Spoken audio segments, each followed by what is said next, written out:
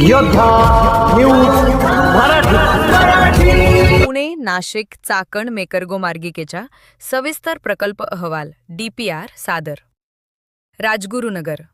राजगुरुनगर खेड तालुक्याचे भाग्यविधाते आमदार बाबाजी शेठ काळे यांनी नाशिक फाटा चाकण मेट्रो मार्गाच्या सविस्तर प्रकल्प संदर्भात चर्चा करण्यात आली।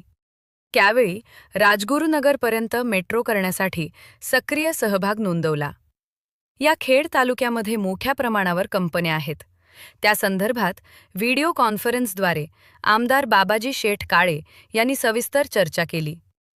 त्यावेळी प्रमुख उपस्थितीमध्ये खासदार श्रीरंग आप्पा बारणे, आमदार महेशदादा लांडगे, पिंपरी चिंचवड शहराचे महापौर रवी लांडगे यांच्याबरोबर आमदार शंकर जगताप, आमदार उमाताई खापरे उपमहापौर, शर्मिला बाबर, सत्तारूढ पक्षनेते प्रशांत शितोळे, विरोधी पक्षनेते भाऊसाहेब भोईर, महामेट्रोचे व्यवस्थापक संचालक श्री श्रावण हार्डीकर यांच्यासह मेट्रो आणि संबंधित प्रशासकीय अधिकारी उपस्थित होते।